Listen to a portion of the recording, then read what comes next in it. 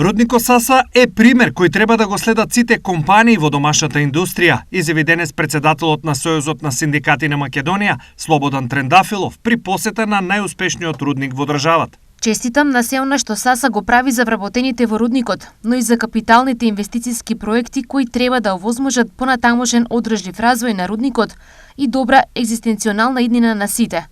Ја честитам националната награда за најдобро имплементиран систем за безбедност и здравје при работа.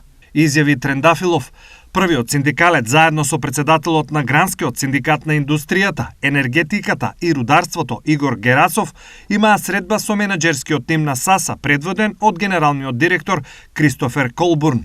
Беше разговарано и за статусот на колективниот договор на ниво на рудник Саса, како и за потребата од утврдување акционен план за негово редовно обновување.